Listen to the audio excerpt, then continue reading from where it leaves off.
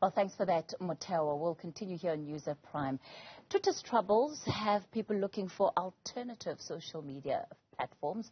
Facebook owner Meta is launching what it's described as a threat potentially to Twitter, and it's called Threads.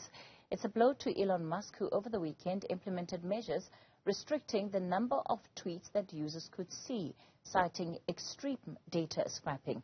Well, let's unpack this further with my Broadband editor, Jan Vermeulen. Jan, good evening to you. Thank you so much for your time tonight. Well, interesting to see where this feud between Meta and, of course, Elon Musk has sort of led to. People have long been talking about alternatives to Twitter. Is this going to be it?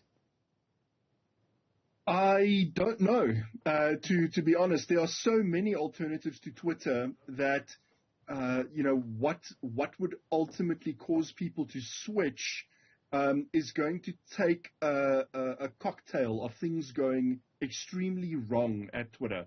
And obviously there's been several missteps, from Elon Musk that's caused people to flock to rival services like and platforms like Mastodon, which is a decentralized, federated, open source system.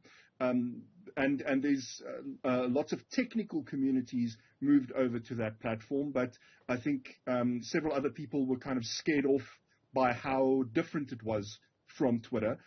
And then there's Twitter founder Jack Dorsey's own Blue Sky, which also touts itself as an open protocol that aims to be decentralized, and there's talk of blockchain technology and all kinds of stuff that's going to go into that.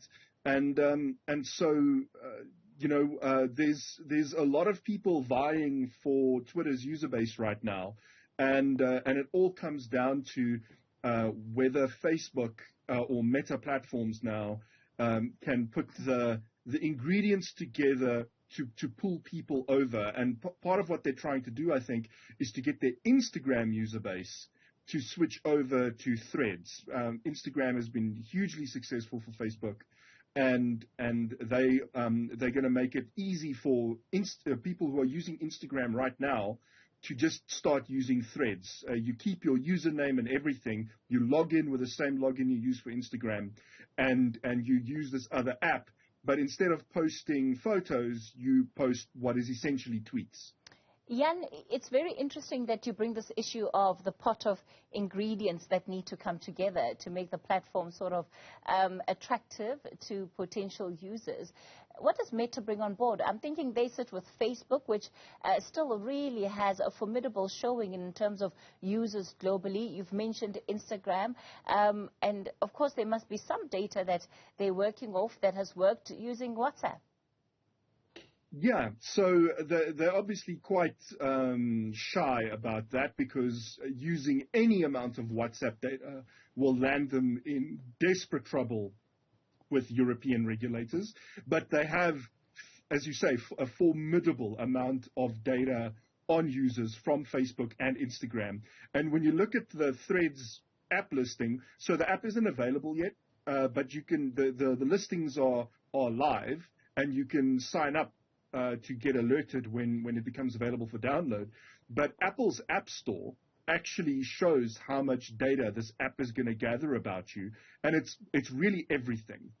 And they're going to share a whole bunch of that data with third-party advertisers as well, according to the listing on the App Store, and that might scare people off. It's going to be interesting to see how that plays out. That's become a counter-narrative to Threads. But honestly, privacy issues haven't scared people away from social media platforms before, so I hesitate to buy too much into the privacy narrative that's building around Threads, because people will forgive a lot of privacy violation if the service they get at the end of the day is of high enough quality, and even mediocre quality, which is what Facebook has become. That's fine as long as it serves their need, which is to connect them to friends and family. But for Threads to unseat Twitter as the short message social network platform of choice, It has to bring substantially more to the table.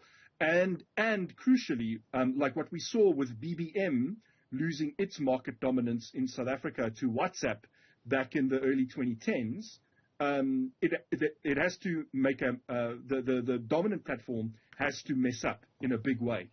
So to my mind, what needs to happen is Twitter needs to go down for days at a time before there will be a mass migration of people away from Twitter onto these other platforms. Or there needs to be a death by 1,000 cuts. All right, Jan Vermeulen, the My Broadband editor. Or the alternative, of course, you could just let Elon Musk run with it and see how far it goes. Run it into the ground.